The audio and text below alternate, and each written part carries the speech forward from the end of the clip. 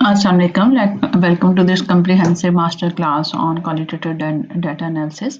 In this session, we are going to explore the most widely used qualitative analysis methods, understand how they work, when to use them, and how each method connect to different research design. Whether you are a student, a researcher, or a faculty member guiding your postgraduate scholars, this video will give you a deep and practical understanding of how qualitative data is actually analyzed in real-world research. We will walk through 6 major methods: content analysis होगा, narrative analysis, discourse analysis, thematic analysis, grounded theory, and interpretative phenomenological analysis (IPA). And I will explain each one of them with examples from both international and Pakistani studies. And by the end of this video, hopefully you will not only understand the meaning behind each method, but also will be able to confidently choose the right approach for your coming research. Then let's begin. First of all, let's see what is the difference between qualitative and quantitative analysis. Quantitative जो analysis होती है, that is structured, mean it uses organized and systematic procedures. ये predefined होती है क्योंकि इसमें variable, hypothesis और instrument जो हम use करते हैं, they are defined before the data collection. Detective होती है, detective mean that we test the existing theories and hypotheses. No new theory is made by this data analysis. Statistical होता है, it relies upon the numerical data and the statistical techniques. Coming to the quantitative analysis is flexible. Flexible mean it adapts as the new insight emerge. जैसे जैसे हम data collect करते हैं, हमें कोई नई चीजें मिलती हैं, तो we can adapt a strategy to collect the data according to that. Iterative means involves repeated cycle of data collection and analysis. हम एक इंटरव्यू करते हैं या एक FGD करते हैं, then we clean it, then we study it again and again, and after that we decide that we have to take another FGDs or take another interview. हम इसको बार बार इस साइकिल को रिपीट कर सकते हैं. इंडक्टिव होता है, इंडक्टिव मीन्स दैट ये बिल्ड करता है कॉन्सेप्ट्स और थ्योरीज को from the data which we are collecting, unlike the quantitative analysis जिसमें हम थ्योरी नहीं बनाते बल्कि एग्जिस्टिंग थ्योरी को ही चेक करते हैं. इंटरप्रेटेटिव होता है, ये फोकस करता है मीनिंग्स पे, कॉन्टेक्स्ट किस बैकग्राउंड में वो चीज हुई, and the participants perspective, participants की क्या सोच है किसी पर्टिकुलर चीज के बारे में. तो these are the difference between the quantitative analysis and the qualitative analysis. Now let's see what is qualitative data. Qualitative data जो है refers करता है non-numeric और descriptive informations को that help us understand human thinking, human का behavior, उनके emotions, उनकी perceptions and the social interactions. Unlike the quantitative data जो कि deal करता है numbers और statistics के साथ, qualitative data deals करता है meanings के साथ, emotions के साथ. It includes interviews, transcript, focus group discussion और different method, हॉस्पिटल और क्लासरूम की ऑब्जर्वेशन हो सकती हैं, फील्ड नोट्स हो सकते हैं, कोई policy document we can use, social media post, diaries, photographs and even we can use the videos for the rich and contextual insights के लिए. क्वालिटेटिव डाटा जो होता है हेल्प करता है हमें आंसर करने में why do people behave in a particular way and how do they make sense of their experiences. What culture or the emotional meaning influence their choices. वो क्या चीजें होती हैं जो उसे मजबूर करती हैं कुछ काम करने को और कुछ काम करने को अपनी चॉइस मेक करने के लिए. ये वैल्यू देता है इन डेप्थ अंडरस्टैंडिंग को ना, और प्रायोरिटाइज करता है कॉन्टेक्स्ट उसके बैकग्राउंड में कि किन हालात में क्या वाकया पेश आया. और इसके साथ साथ जो लिव्ड एक्सपीरियंस होता है इंसान पे जो गुजर रही है, जो एक ह्यूमन बीइंग जिन तजर्बात से गुजरता है, ये उस पे फोकस करता है. What is the difference between qualitative and quantitative data? अगर हम देखें, कॉमन एक क्वेश्चन पूछा जाता है कि क्या डिफरेंस है क्वालिटेटिव और क्वांटिटेटिव डाटा के बीच में। तो हम कहेंगे कि क्वालिटेटिव जो डाटा है ये एक्सप्लोर करता है why and who, open ended question देता है, फ्लेक्सिबिलिटी देता है, टेक्स्ट बेस्ड होता है, इंसाइट्स देता है। जबकि जो क्वांटिटेटिव डाटा है ये मेजर करता है चीज़ों को, ये बताता है हाउ मेनी या कितने लोग हैं और क्या कर रहे हैं। स्ट्रक्चर जो होती है इसकी न्यूमेरिकल होती है, हमें नंबर देता है। इसी तरह इसकी जो स्टैटिस्टिकल टेक्निक्स है it depends upon some methods of statistics, जिससे टेस्ट हम करते हैं और हमें चीज़ों का पता चलता है। बट क्वांटिटेटिव जो है it does not deal with the emotion, the personality, the lived experiences.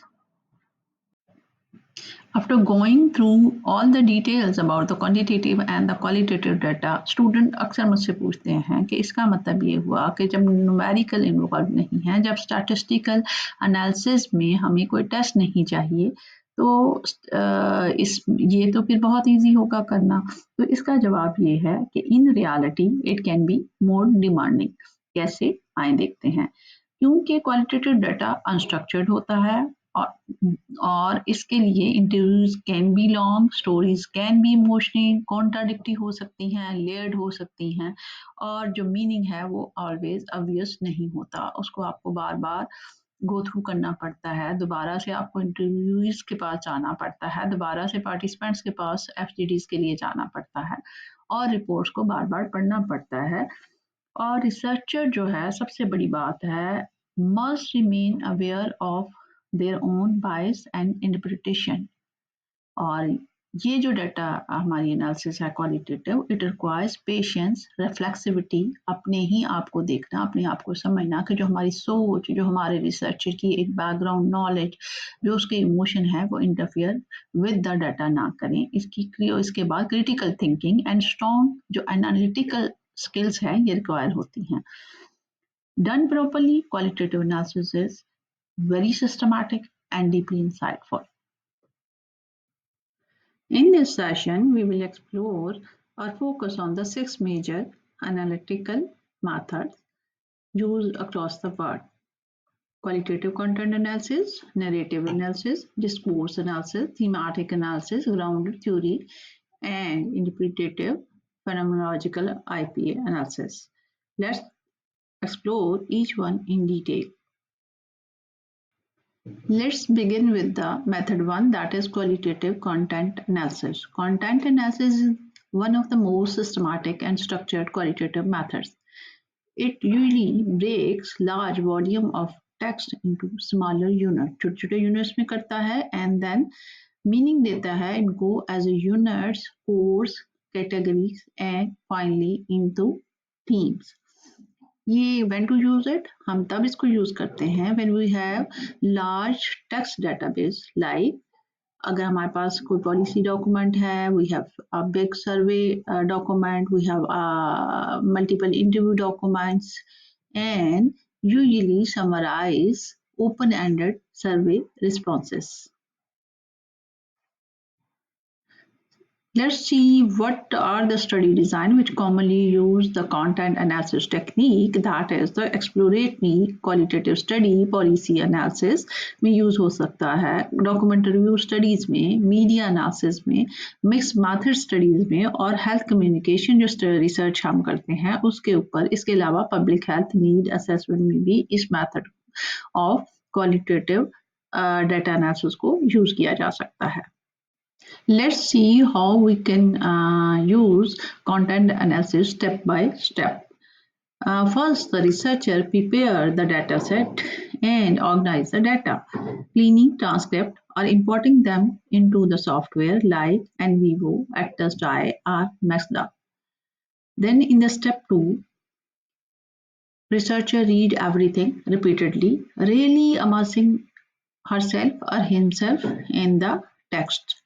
And in the step 3, researcher identify करता है जो similar meaning के text होता है या sentences, phrases होते हैं और जिनके अंदर एक important insight होता है. In step number 4, these meanings are assigned a code, जिसे हम कहते हैं कि similar meanings को हम group कर देते हैं code में. And then in the step 5 जो कोड्स होते हैं, ग्रुप ऑफ कोड्स होते हैं, उनको कैटेगरीज में कन्वर्ट कर देते हैं। और फाइनली जो ये सारी चीज़ें कोड्स के बाद कैटेगरी और कैटेगरी के बाद हमारा अगला स्टेप होता है कि these category evolve into generating themes, और इन थीम्स की बेस पे finally in the step 7 we write findings. This is a whole process of content and analysis in 7 steps. What are the real examples from the Pakistan as well as from the internationally? A content analysis of Pakistan's nutrition policies over 15 years revealed changing political priorities.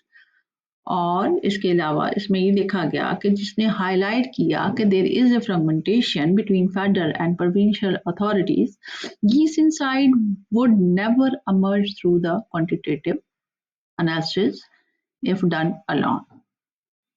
Coming to the second method of qualitative narrative analysis. Narrative analysis जो होती है ये study करती है story को और इस चीज़ को कि हाउ पीपल डिस्क्राइब इवेंट्स, वो कैसे अपने एक्सपीरियंसेस को, अपने इवेंट्स को बयान करते हैं, किसी फिनोमेना से गुजरे हैं तो वो कैसे उसको बयान करते हैं और कैसे वो अपने आप की, अपने पर्सनालिटी को जो है, पर्सनल आइडेंटिटी है, उसको डिस्क्राइब करते हैं और आइडेंटिफाई करते हैं। और ये फोकस करती है सीक्वेंस ऑफ इवेंट्स पे और emotional tone of the person के में और जो मीनिंग मेकिंग प्रोसेसेस हैं उनमें। और इसको जो है ये यूज़ किया जा सकता है लाइफ हिस्ट्री सुनने में, जो कि लाइफ हिस्ट्रीज हम किसी की एक्सप्लोर करते हैं, पर्सनल जर्नीज में, पेशेंट स्टोरीज जो पेशेंट अपनी एक जर्नी ऑफ डिजीज बता रहे होते हैं, ट्रॉमा, इलनेस और रेजिलियंस जो होती है उसमें, माइग्रेशन और डिस्प्लेसमेंट की स्टडीज करने में, और जेंडर आइडेंटिटी जो स्टडीज होती हैं उनमें इसको यूज किया जा सकता है। Coming to the narrative analysis, उसके स्टेप बाय स्टेप कि किन स्टेप्स में हम इसके नरेटिव एनालिसिस के डाटा को एनालाइज कर सकते हैं। तो सबसे पहले ये है कि वी कलेक्ट करते हैं data in the form of the stories by interview और बाय एनी रिटन अकाउंट। हम एफजीडीज भी कर सकते हैं इसमें। और देन हम दूसरा जो स्टेप होता है उसमें आइडेंटिफाई करते हैं स्टोरी की एक एज ए होल, उसकी बिगनिंग कैसे हुई, स्टार्ट कैसे था, मिडिल क्या था, कहाँ पे ये क्लाइमैक्स पे पहुंची, अंदर रेजोल्यूशन, एंडिंग कैसे हुई। एनालाइज करते हैं तीसरे स्टेप में कि पार्टिसिपेंट ने इसकी अपने जो भी इवेंट जो हुए, कैसे ये इंसिडेंट बिगिन हुआ, कैसे क्लाइमैक्स हुआ, कैसे रेजोल्यूट हुआ, तो उसको, उन इवेंट्स को पार्टिसिपेंट कैसे देखता है। एंड देन एक्सप्लोर करते हैं इमोशंस को, उसके पीछे जो कॉन्ट्रडिक्शन है, उसके पीछे जो कॉन्टेक्स्ट हैं। और फिफ्थ नंबर पे हम क्या करते हैं कि हम एग्जामिन करने की कोशिश करते हैं कि वो क्या कल्चर या सोशल इन्फ्लुएंसेस थी जिन्होंने इस स्टोरी को बनने में मदद दी।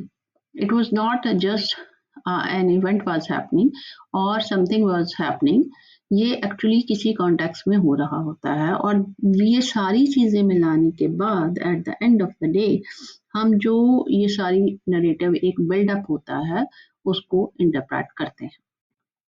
Coming to the real example जो कि हम दे सकते हैं कि पाकिस्तान से नरेटिव स्टडी जो है वो among female medical student explored how they balance family expectation with the professional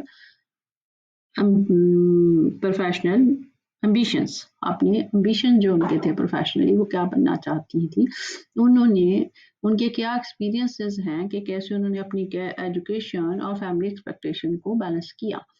तो ये स्टोरी ने हाईलाइट किया कि कल्चरल प्रेशर को हाईलाइट किया, सेल्फ आइडेंटिटी स्ट्रगल को हाईलाइट किया और उनकी एस्पिरेशन और जो रिजिलियंस थी उनकी उसमें पर्सनालिटी में उसको हाईलाइट किया।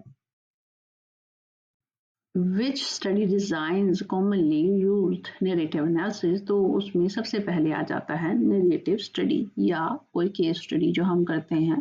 फेनोमेनोलॉजी जिसमें हम कोई फेनोमेना करते हैं, एथनोग्राफी में भी ये यूज़ होती है और इसी तरह बायोलॉजिकल रिसर्च में भी हम इसको यूज़ कर सकते हैं।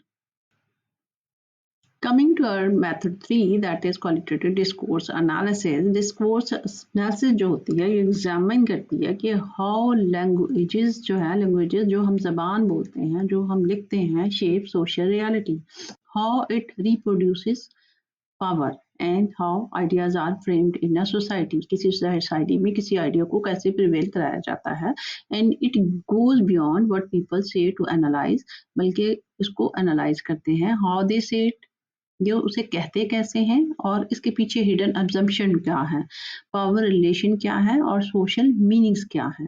और एक्चुअली जिन चीज़ों को इसको देखा जाता है वो ये देखा जाता है कि क्या ऐसी चीज़ें हैं जिसमें इंसान जब बात कर रहा है या लिख रहा है तो उसके पीछे वो मीनिंग्स क्या हैं जिसको वो कहना चाह रहा है, जो उसकी हिडन अब्जम्पशन है by using certain words, by using certain metaphor, वो क्या है।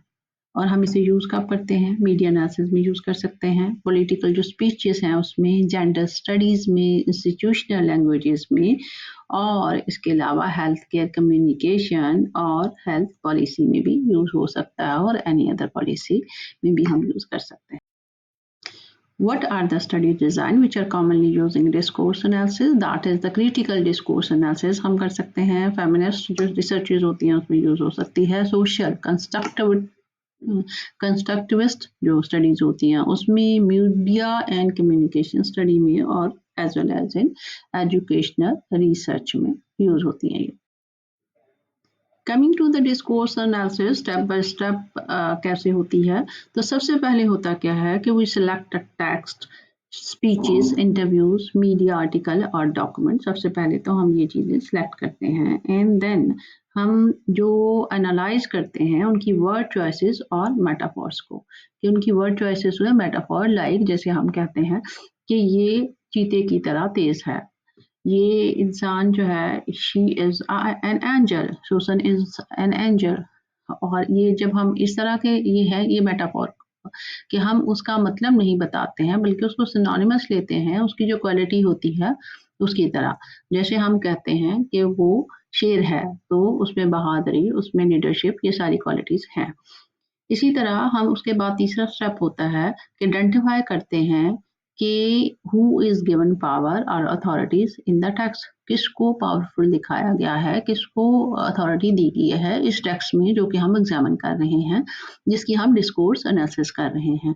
फिर हम एग्जामिन इवन साइलेंसेस को भी करते हैं, जो चीज़ें नहीं की, व्हाट इज नॉट सेड, हम उसको भी देखते हैं कि इन बिटवीन लाइन जो कह दिया गया है बट जो कि रिटन में या वर्ड्स में बयान नहीं किया गया है।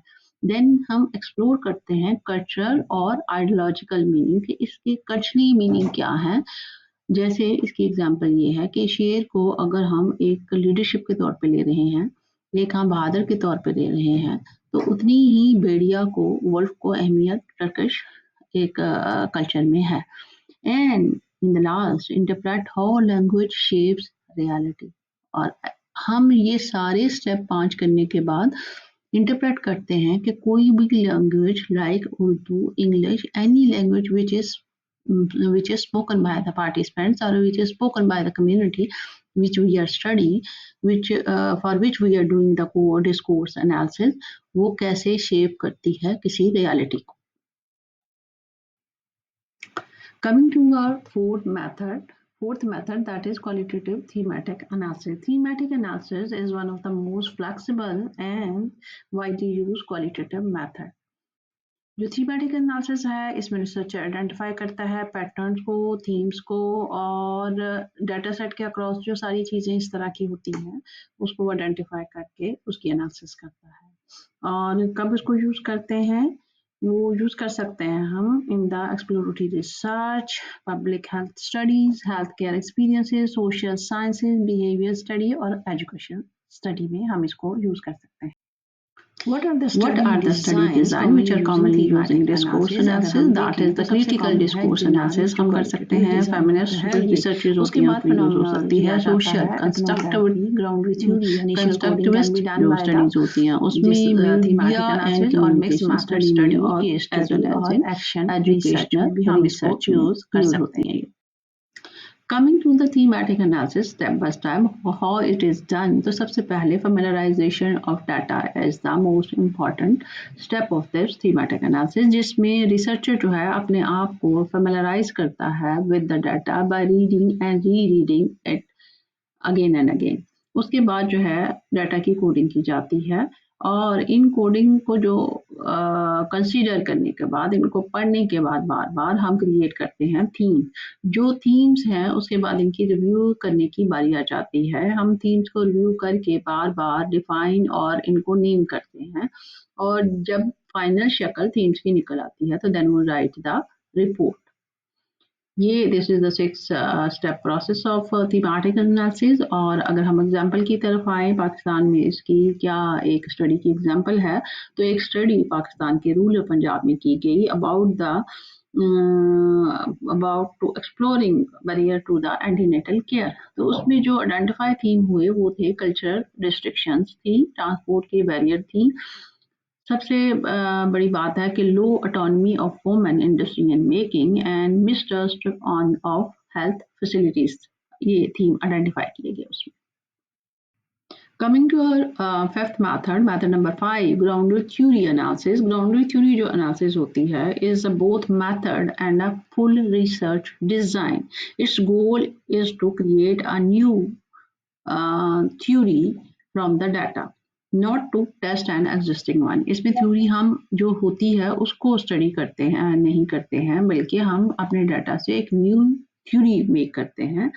और ये व्हेन टू यूज इट, कब इसे यूज करते हैं, when no existing theory explains a process, कोई थ्योरी पहले से नहीं है, और टू स्टडी सोशल और बिहेवियरल प्रोसेसेस, और फॉर प्रोग्राम डेवलपमेंट के लिए हम कर सकते हैं, and to understand the action and interactions कि ये एक जो एक्शन इस वक्त लिया गया वो क्यों लिया गया, कैसे लिया गया और कैसी इंटरेक्शन हुई और उसका आगे रिजल्ट क्या निकले। We can make a theory about that from the data. Study design जो कि कॉमनली यूज करते हैं, grounded theory analysis, that is the constructivist grounded theory, classic Glaser grounded theory और Strauss and Corbin grounded theory, और mix methods theory जो कि building study के build करने के लिए होती है, इसमें ये यूज होती है। Now let's discuss what grounded theory step by step, कैसे हम क्या चीज़ें वो यूज़ करती है to analyze the data। सबसे पहले तो डाटा कलेक्शन है और इस डाटा कलेक्शन के बाद हम डाटा को क्लीन करते हैं, स्टडी करते हैं, अगेन एंड अगेन रीडिंग के बाद हम इनिशियल कोडिंग करते हैं। उसके बाद हम कॉन्स्टेंटली इनको कोडिंग करने के बाद इन कोड्स को कंपेयर करते हैं। तीसरा प्रोसेस जो this is very important, that is axial coding. ये होता क्या है कि चूंकि हम कांस्टेंट कंपैरिजन कर रहे होते हैं, कोडिंग करने के बाद हम कैटेगरीज बनाते हैं, तो उन कैटेगरी को एक दूसरे से हम लिंक करते हैं और this is called axial coding. उसके बाद सिलेक्टिव कोडिंग होती है जिसमें हम आइडेंटिफाई करते हैं कि कोर कैटेगरी कौन सी है। पहले हमने कोडिंग की, देन हमने कोड बनाने के बाद उनकी कैटेगरीज बनाई और उनको एक दूसरे से लिंक किया। अब हम आइडेंटिफाई करने जा रहे हैं सिलेक्टिव कोडिंग में कि उनकी कोर कैटेगरी, मेन कैटेगरी कौन सी है। देन हम उस कोर कैटेगरी को देखते हुए ये देखते हैं कि इफ वी नीड वो डाटा जो कि ये हमारे पास एक इमर्जेंट किस्म की कैटेगरीज आ रही हैं, कोर कैटेगरी आ रही है, तो whether we need more data, तो इसको हम कहते हैं थ्योरेटिकल सैम्पलिंग, जो कि फिफ्थ स्टेप है ग्राउंडेड थ्योरी की एनालिसिस का। जब ये डाटा जो हम कलेक्ट कर रहे हैं थ्योरेटिकल सैम्पलिंग से ये सैचुरेशन के लेवल पे आ जाता है, saturation mean that there is no more information can be extracted, तो उस सैचुरेशन तक लाने के बाद, डाटा कलेक्ट करने के बाद, we build a theory in the final stage which is step 7, और जो कि ग्राउंड होती है पार्टिसिपेंट्स की वॉइसेस पे। अगर इस सारे प्रोसेस को देखा जाए तो होता क्या है कि हम बार बार जो है डाटा कलेक्ट भी कर रहे हैं और हम चीज़ों को लिंक करके एक ऐसे नतीजे तक पहुंच रहे हैं जो एक्चुअली पार्टिसिपेंट्स की वॉइसेस को ज़ाहिर कर रहा है। ये जो प्रोसेस है ये एक्चुअली जब हम स्टडी कर रहे होते हैं ये इवॉल्व भी होता है, चेंज भी होता है, और इसकी जो स्टेप बाय स्टेप एक प्रोसेस है इसको मेंटेन रखा जाता है over the time. What is the example from the Pakistan और इंटरनेशनल, वो ग्राउंडेड थ्योरी स्टडी एक खैबर पख्तूनख्वा में की गई among the community health workers, जिसने एक थ्योरी डेवलप की इंट्रिंसिक रेजिलियंस की। जो कि हमें जिसने शो किया कि how personal meaning, community respect and informal peer support shaped their motivation. ये सारी ऐसी चीज़ें थी कि जिसने हमें बताया कि जब उनकी जो कम्युनिटी रिस्पेक्ट उनको दी गई या जो इनफॉर्मल पीयर सपोर्ट होती है उसने किस तरह उनकी मोटिवेशन को शेप किया। तो इस थ्योरी जो बिल्ड की थी तो उसका नाम इंट्रिंसिक रेजिलियंस रखा गया। Coming to our last method, that is method 6, interpretative phenomenological analysis, that is IPA. IPA जो होती है is one of the most deeply personal methods in qualitative research. Actually, it explores कि individual जो हैं कैसे make sense करते हैं अपनी लिव्ड एक्सपीरियंस को, वो कैसे देखते हैं। And it combines phenomenology with interpretative analysis. ये जो यूज़ हम कर सकते हैं इसको, वो इलनेस जो एक्सपीरियंसेस हैं उसमें कर सकते हैं, मेंटल हेल्थ स्टडी में कर सकते हैं, ट्रॉमा स्टडी में कर सकते हैं। इसी तरह हम इसको आइडेंटिटी जो रिसर्च होती है उसमें भी यूज़ कर सकते हैं। Study design which commonly use IPA is interpretative phenomenological design करते हैं। clinical psychology research इसको बहुत यूज़ करती है। इसी तरह health psychology और social sciences में इसका इस्तेमाल बहुत ज़्यादा है।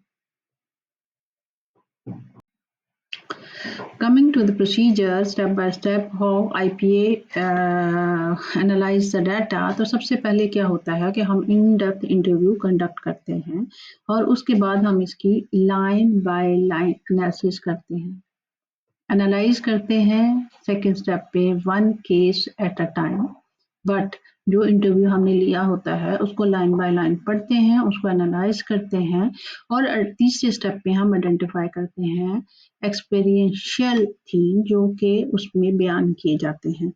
उसके बाद जो है हम उसको आइडेंटिफाई करने के बाद उनके मीनिंग्स को देखते हैं कि जो भी ये एक्सपीरियंसेस वहाँ पे हमने थीम्स में देखे हैं उनके पीछे क्या मीनिंग्स थे।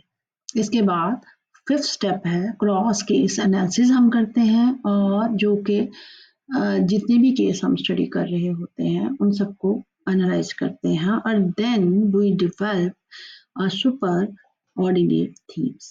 आखिर में हम सुपर ऑर्डिनेट जो थीम है वो डेवलप करते हैं। IP usually works with a small sample, sometimes even 5 to 10 participants, because the goal is depth, not generalisation. इसमें जनरलाइजेशन नहीं होती, हम इसको किसी भी चीज़ को या इंटरप्रेट करना चाहते हैं, फेनोमेना को डीपली स्टडी करना चाहते हैं और उसके मीनिंग्स को इंटरप्रेट करना चाहते हैं, तो इसका मतलब जनरलाइजेशन नहीं होती है। इसकी डीप हम उसको स्टडी करते हैं फेनोमेना को, तो जो उसके सैंपल है कैन बी 5 to 10 पार्टिसिपेंट्स। जो एग्जाम्पल अगर हम दें तो an IPA study of breast cancer survivor in Islamabad was done, जो कि लिव्ड एक्सपीरियंस थे उन लोगों के और उसको स्टडी किया गया। जो थीम अमर्ज हुए that was the redefining the womanhood, emotional struggle उन्होंने कैसे की, and struggle with the fear and role of family and support of the peers और having faith in coping with this phenomena. Coming to how to choose the right method for your research study, so actually this depends upon your entirely upon your question. तो यहाँ हम थोड़ी सी example देखते हैं questions की कि किस question के लिए कौन सी टाइप की जो है एनालिसिस बेहतर है। तो सबसे पहले अगर आप देखना चाहते हैं what are the major pattern, then you have to use thematic और the content analysis. What is the personal story? Personal story अगर आपने किसी की एनालाइज करनी है तो then you can use narrative analysis. And what is the power or language role? So this is entirely the function of discourse analysis. The other one is what is the underlying process? Underline क्या चल रहा है किसी भी theory बनाने के लिए, we can use grounded theory analysis. And what is the lived experience? Lived experiences के लिए हम IPA यूज कर सकते हैं।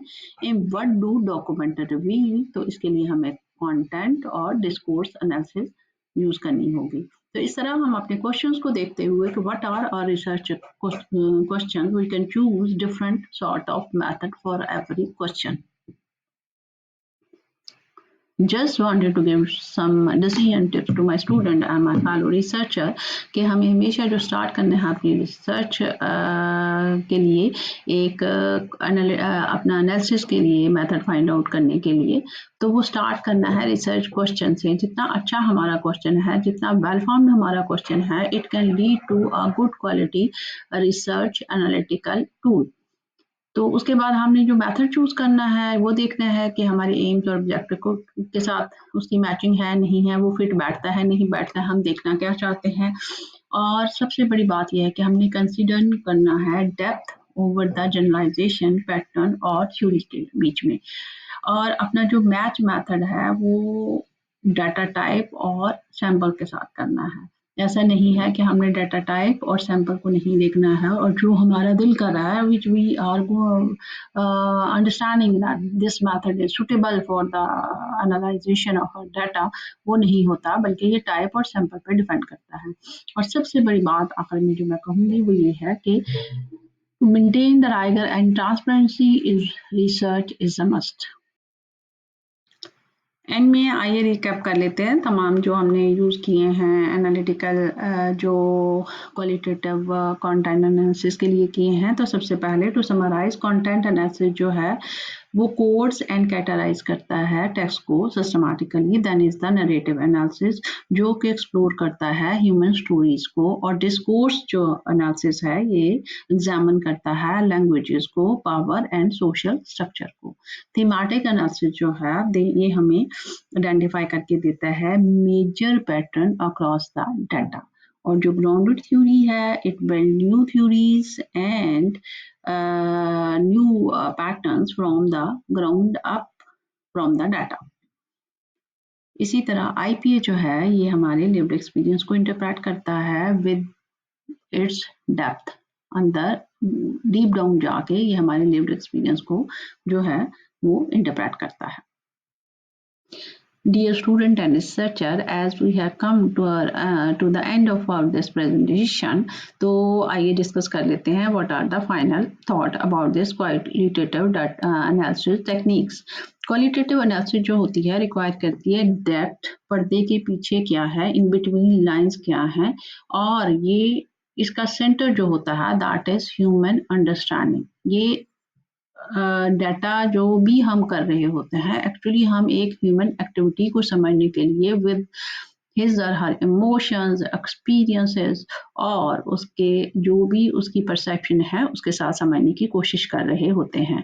और it is very powerful tool to understand complex social issues like gender based study जो हम करते हैं, हम जो HIV या सेंसिटिव इश्यूज पे जो करते हैं स्टडी, उस फिनोमेना को समझने के लिए ये बहुत ही एक अच्छे टूल है.